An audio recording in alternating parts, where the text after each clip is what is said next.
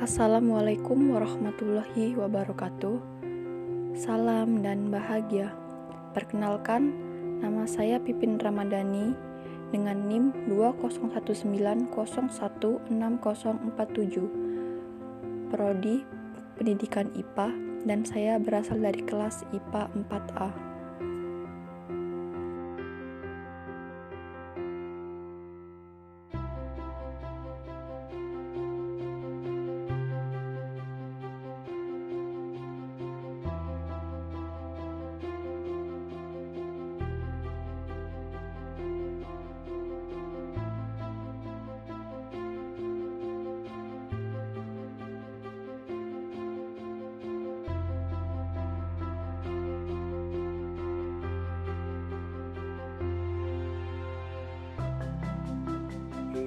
Adapun tanda-tanda menu, yang pertama ada petunjuk, yang kedua ada KI, KD, indikator, dan tujuan, yang ketiga ada materi, yang keempat ada kuis, dan yang terakhir ada rangkuman.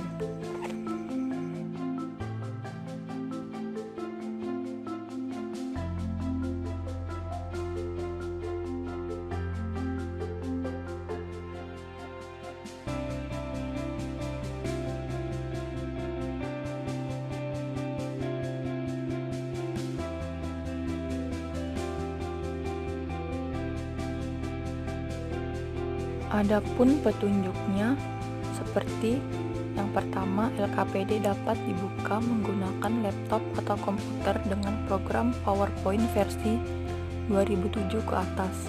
Yang kedua, ada beberapa tombol untuk mengoperasikannya seperti menu petunjuk KI, KD, indikator, tujuan, materi, kuis, dan rangkuman.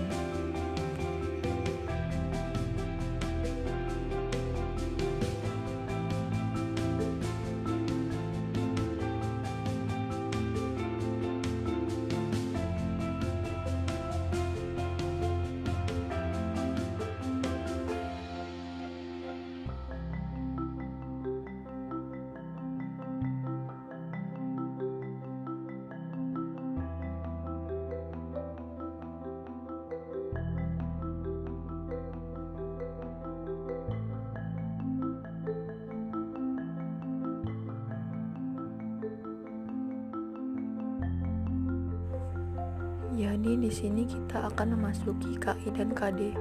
Yang pertama, KI, memahami pengetahuan atau faktual, konseptual, dan prosedural berdasarkan rasa ingin tahunya tentang ilmu pengetahuan, teknologi, seni, budaya terkait fenomena dan kejadian tampak mata.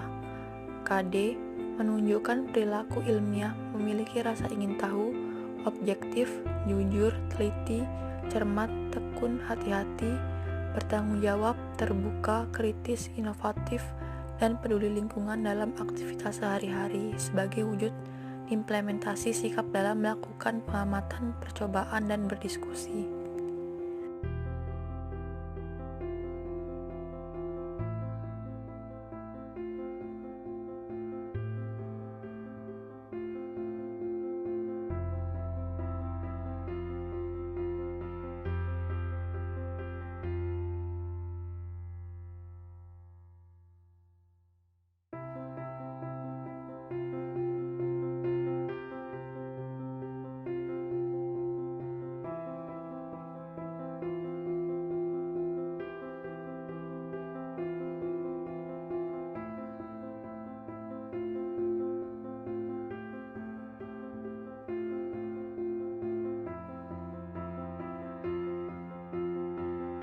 Lanjutannya adalah indikator dan tujuan. Indikator menjelaskan pengertian unsur, senyawa, dan campuran, mengidentifikasi perbedaan unsur, senyawa, dan campuran, dan menganalisis perbedaan campuran homogen dan heterogen. Tujuannya, peserta didik mampu menjelaskan pengertian unsur, senyawa, dan campuran. Peserta didik mampu mengidentifikasi perbedaan unsur, senyawa, dan campuran, dan peserta didik mampu menganalisis perbedaan campuran homogen dan heterogen.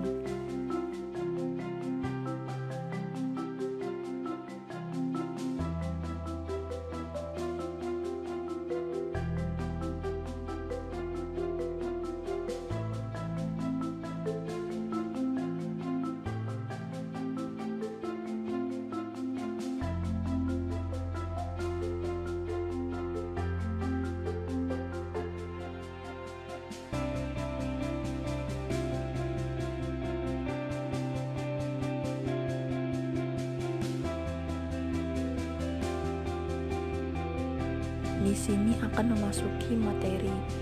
Materi yang pertama, penjelasan mengenai unsur. Semua zat yang terbentuk dari bagian-bagian yang paling sederhana yang disebut unsur. Air dapat diuraikan lagi menjadi gas hidrogen dan gas oksigen. Gula dapat diuraikan lagi menjadi karbon, oksigen, dan hidrogen. Dengan reaksi kimia biasa, karbon, oksigen, dan hidrogen tidak dapat diuraikan lagi. Karbon, hidrogen, dan oksigen tergolong unsur. Unsur didefinisikan sebagai zat tunggal yang tidak dapat diuraikan lagi menjadi zat-zat lain yang lebih sederhana dengan reaksi kimia biasa.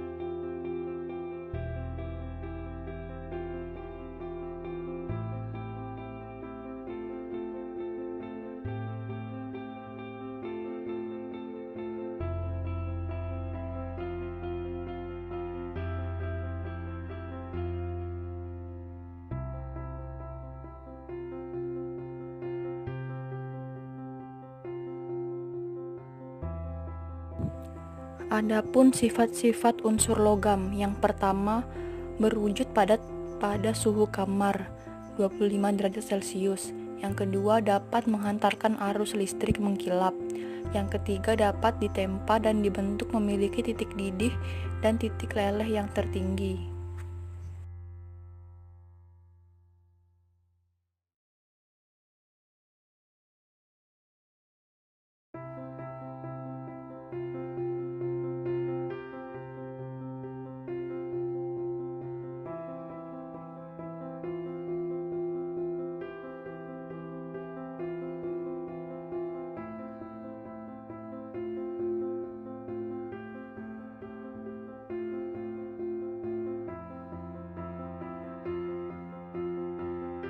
Selanjutnya, ada contoh unsur logam. Yang pertama ada besi, tembaga, emas, platina, dan raksa.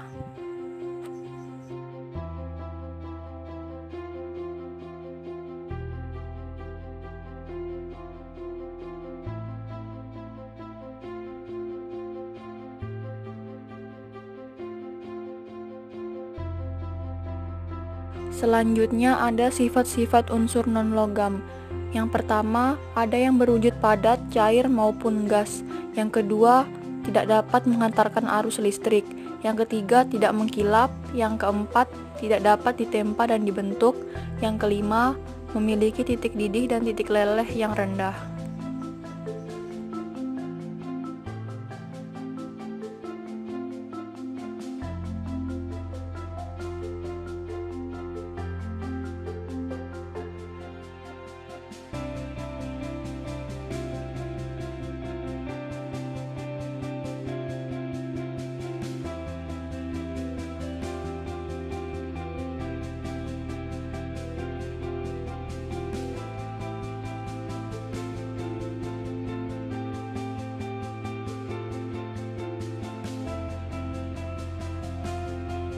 Berikut adalah contoh gambar unsur non-logam.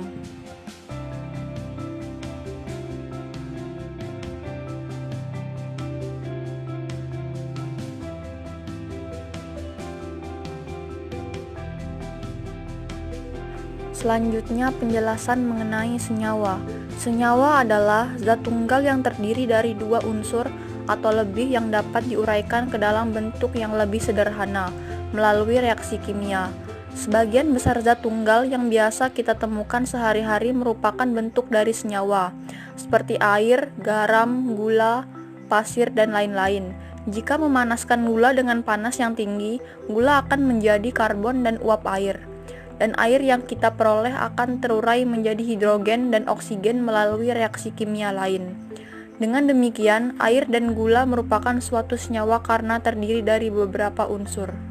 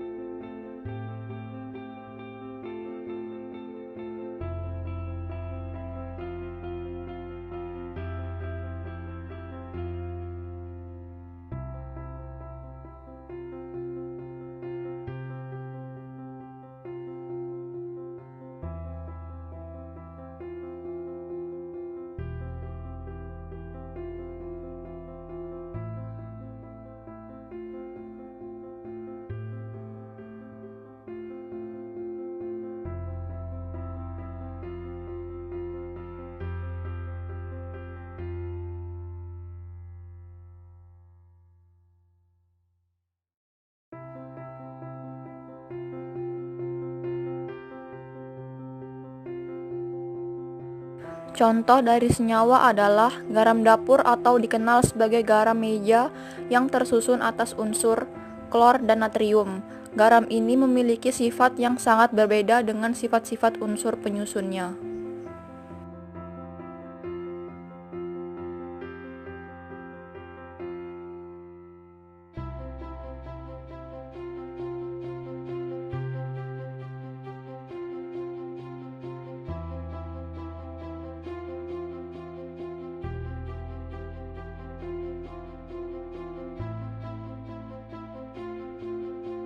Selanjutnya, ada contoh unsur logam. Yang pertama ada besi, tembaga, emas, platina, dan raksa.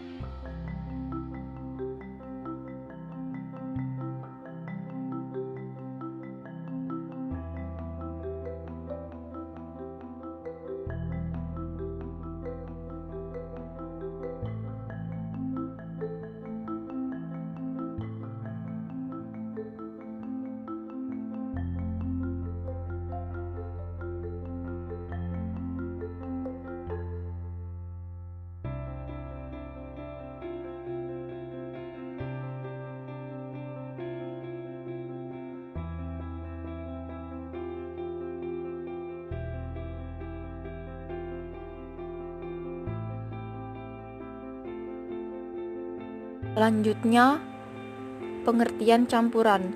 Campuran adalah gabungan unsur dengan senyawa atau senyawa dengan senyawa. Misalnya stainless steel atau baja tahan karat terbuat dari campuran besi, krom, dan nikel. Komposisi unsur-unsur penyusun suatu campuran tidak tertentu, sehingga rumus kimia suatu campuran tidak dapat ditentukan. Pemisahan campuran dapat dilakukan secara fisika.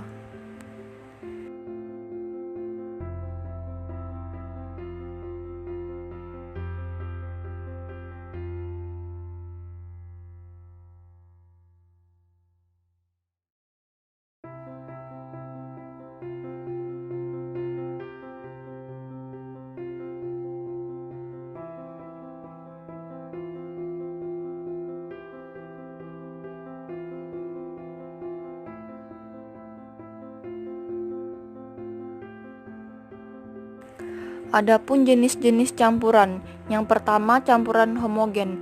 Campuran homogen ini biasa disebut larutan. Pada larutan, tiap-tiap bagian mempunyai susunan yang sama.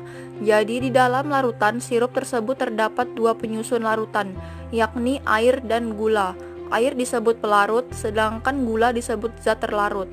Contoh campuran homogen lainnya adalah minuman atau soft drink dan larutan pembersih lantai.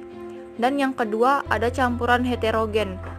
Amati segelas air yang dicampur dengan pasir. Apabila zat-zat penyusunnya bercampur secara tidak merata dan campuran ini tiap-tiap bagian tidak sama susunannya, maka disebut campuran heterogen.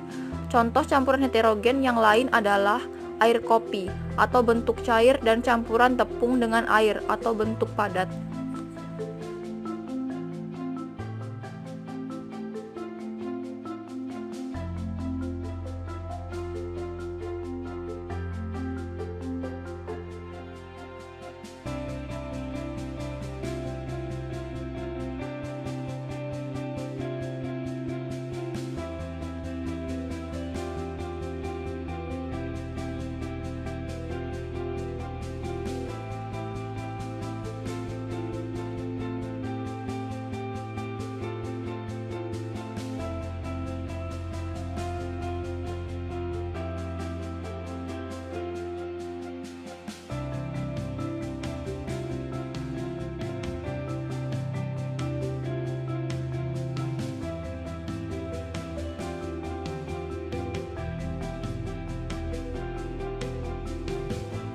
Berikut adalah rangkuman materi mengenai unsur, senyawa, dan campuran. Unsur berarti zat yang tidak dapat diuraikan lagi.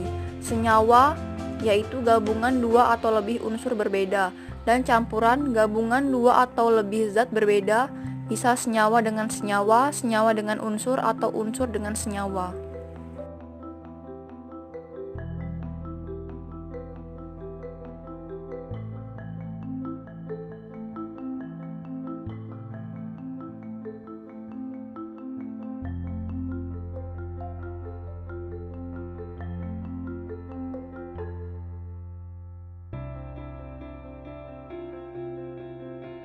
Berikut adalah link kuisnya.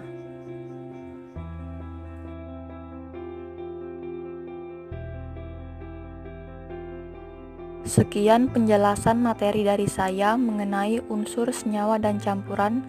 Kurang dan lebihnya saya mohon maaf. Wassalamualaikum warahmatullahi wabarakatuh. Salam dan bahagia.